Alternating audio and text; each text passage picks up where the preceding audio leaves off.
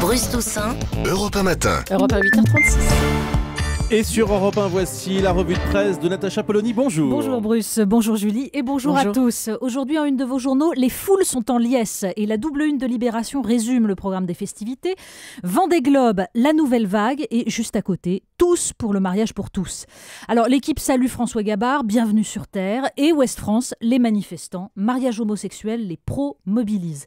Mais la fête masque difficilement le réel, le monde. En France, le chômage explose dans des régions jusque-là épargnées. Et dans vos journaux également, le Mali. Oui, et un nom dans tous les titres ce matin, un nom qui jusqu'à présent évoquait le bout du monde, l'inconnu, Tombouctou. Alors, Le Figaro explique comment l'avancée de l'armée française a été jusqu'à présent facilitée par le repli progressif des islamistes, mais la fuite des combattants vers les montagnes pourrait changer le visage du conflit. Mais l'article à lire ce matin, c'est celui du Monde sur les relations franco-américaines. Nathalie Nouguered raconte comment l'administration américaine avait d'abord facturé aux Français l'utilisation des transporteurs C-17. 15 millions d'euros, 50 000 $ l'heure de vol. Même le Washington Post s'est insurgé en une devant ce sale coup contre un allié au Mali.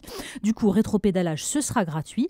Et vendredi soir, ce fut le premier coup de téléphone entre Barack Obama et François Hollande depuis le début du conflit. Il était temps, dites donc.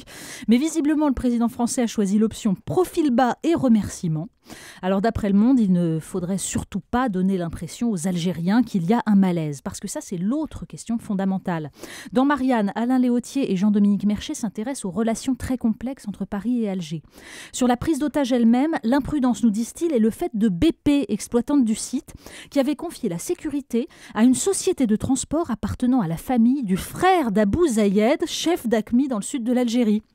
Et les autorités avaient de nombreuses fois mis en garde contre des employés soupçonnés de faire partie de réseaux terroristes. Mais plus largement, entre une France mal à l'aise face à une communauté algérienne qui laisse parfois émerger un Kelkal ou un Mera, et une Algérie qui a cru contenir le terrorisme en le repoussant vers les pays du Sud, l'entente est désormais obligatoire. La presse revient également sur les chiffres du chômage qui ont été annoncés vendredi dernier. Oui, les Échos et Le Monde, je le disais, s'alarment de l'explosion du chômage en 2012 et souligne que l'accalmie de décembre n'est qu'illusoire. Explosion du chômage de longue durée, disparité territoriale, le bilan est apocalyptique. Dans son éditorial des Échos, Dominique Seux s'en prend à ces 400 000 normes à cause desquelles construire un hangar prend 3 ou 4 fois plus de temps qu'ailleurs, ou à ces rentes injustifiées de certaines professions. C'est d'ailleurs le dossier de Marianne cette semaine, ceux qui se goinfrent pendant la crise, notaires, liquidateurs judiciaires, sociétés d'autoroutes. Mais dans Le Monde, je vous conseille aussi la lecture de la page 15. L'histoire d'Isabelle, chef d'entreprise à 8 000 € par mois, 3 enfants, un mari bohème, la belle vie, les voyages, les restos, l'envie de profiter plutôt que d'épargner ou d'acheter un logement. Et puis un jour, le dépôt de bilan. Et 3 ans de descente aux enfers, plus de quoi payer les loyers, même plus de quoi manger. Alors bien sûr, elle reconnaît que ça n'a rien à voir avec ces damnés de la terre qui se retrouvent à la rue. Comme on n'est pas des vrais pauvres, on était invités chez les parents ou les copains à manger des bonnes choses et à boire de bons vins, ça aide à tenir, dit-elle. Aujourd'hui, elle a retrouvé un emploi, mais elle a consigné dans un cahier le récit de ce voyage dans le monde de ceux qui comptent chaque centime et tremblent dès le milieu du mois. On reparle aussi du Made in France aujourd'hui. Oui, parce que dans Le Parisien aujourd'hui en France, on apprend qu'un supermarché de Lanester dans le Morbihan vient de mettre en place un rayon 100% Made in France avec un joli panneau bleu, blanc, rouge, 80 références de fraises et d'épicerie et surtout cet espoir du directeur du supermarché. Si tout le monde se disait « je suis français, j'achète français », cela permettrait peut-être de résoudre nos problèmes de chômage. Ça a l'air un peu naïf, mais c'est très sympathique. Dans Marianne, d'ailleurs, ils ont créé des fiches Made in France sur le modèle des fiches cuisine de L. Toutes les semaines, 4 produits Made in France, alimentaire, design, textile, avec le nombre d'employés de la boîte, le chiffre d'affaires. Donc cette semaine, par exemple, il y a les chemises French Trotters. Et là, garantie, on ne s'est pas contenté de coudre une étiquette sur place pour estampiller hypocritement une chemise fabriquée en Chine.